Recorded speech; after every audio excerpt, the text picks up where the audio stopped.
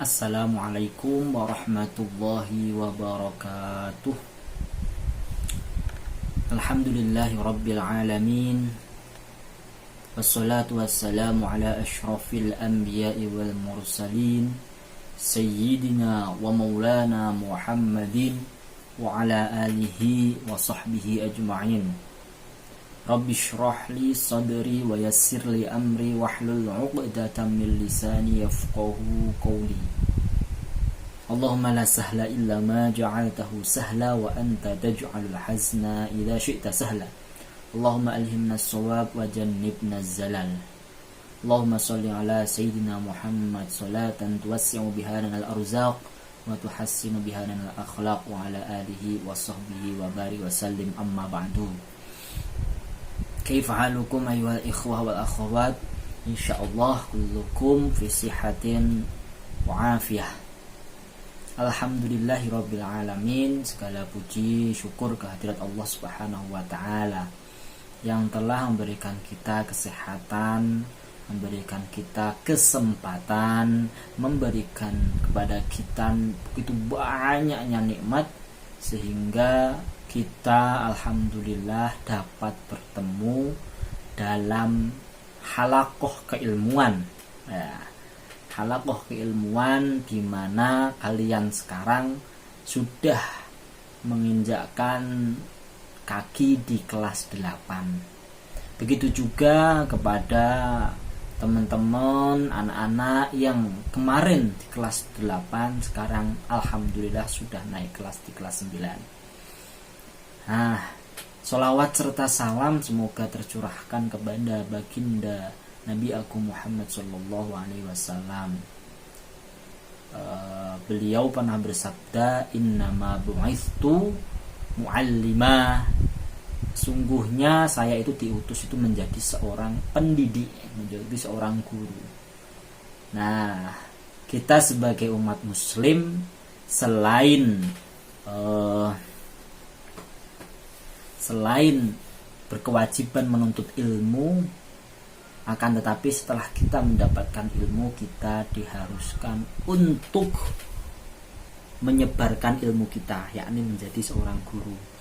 Tidak harus guru di sekolah, guru ngaji, begitu juga guru TPA, itu juga nggak masalah gitu.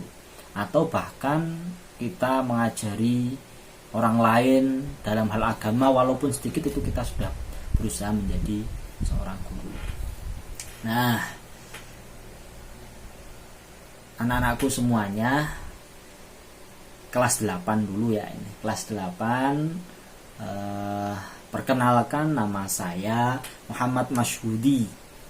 Nah, mungkin kalian tidak asing melihat wajah saya. Mungkin saya pernah ngawas PTS, PAS, PAT gitu kan, tapi di kelas 7 kita belum pernah bertemu dalam halaqah keilmuan, di dalam kelas, dalam pengajaran. Nah, alhamdulillah di kelas 8 ini kita diberikan kesempatan untuk belajar bersama-sama dalam mata pelajaran bahasa Arab. Nah, ini mencakup semua kelas A, B, C, D, E, F.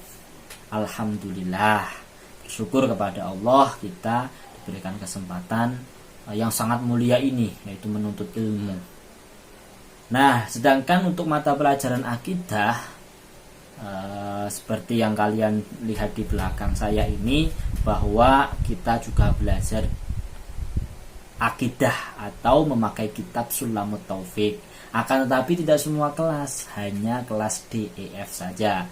Sedangkan A, B, C nanti ada guru lain, yaitu Ustadz Najib, ada Ustadz Saiful, dan ada Ustadz Damsah. Nah, kita langsung saja perkenalan mengenai saya. Ya sudah, namanya kalau memanggil ya Ustadz Masyhudi udah cukup gitu. Nah, di sini saya sebelum memulai pembelajaran nih, khusus ini kan hari Rabu, mungkin kelas 8A ya, kelas 8A untuk permulaan. Yang lain mungkin sifatnya sunnah saja ya. Kalau bisa ditonton video ini, karena nanti minggu depan kita sudah mulai pembelajaran aktif. Nah, pada kesempatan kali ini, pertemuan pertama kita, saya akan membahas tentang PKS. Ini bukan partai ya, tapi singkatan daripada P, yaitu perkenalan yang kalian lihat. Yang kedua, kontrak belajar. Yang ketiga, sistem penilaian. Nah, di sini antara mata pelajaran bahasa Arab A, B, C, D, E, F itu hampir sama dengan akidah D, E, F. Begitu juga yang bahasa Arab AB kelas 9 AB. Nah, selanjutnya perkenalan. Nama saya sudah saya sebutkan di awal tadi. Nama saya Muhammad Masyudi, boleh dipanggil Ustadz Masyudi atau Mister Masyudi. Ya, tolong dihafalkan, apalagi ditulis di buku kalian. Ustadz siapa, kan begitu. Guru mata pelajaran apa, kan begitu.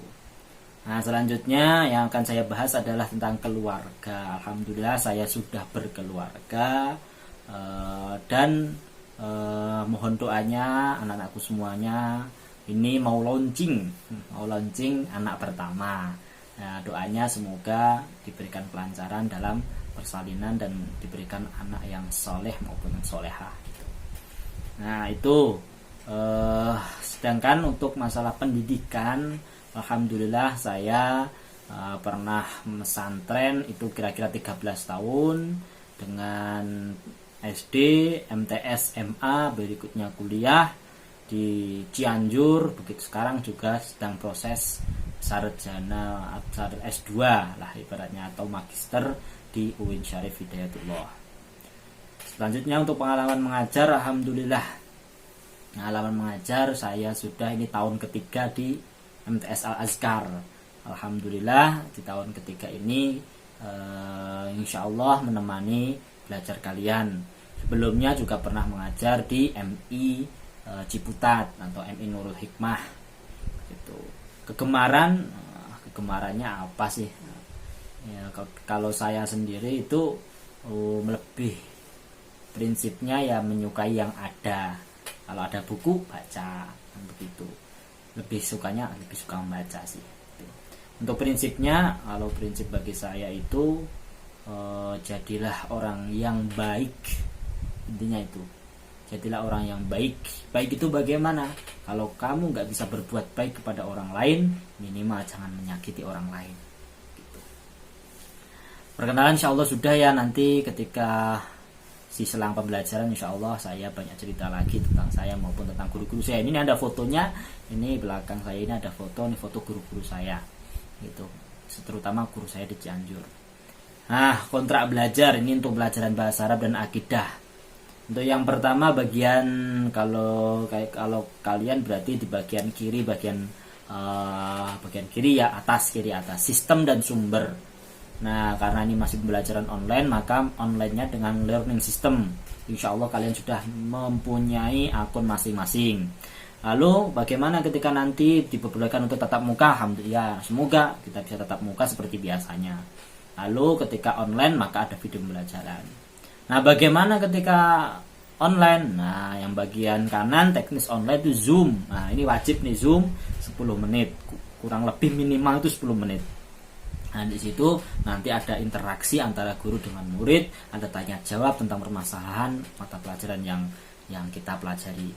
Terus selanjutnya ada pembelajaran video, ada diskusi via WA, bisa diskusi via WA, bisa diskusi lewat LS juga bisa. Terus ada penugasan, nah itu untuk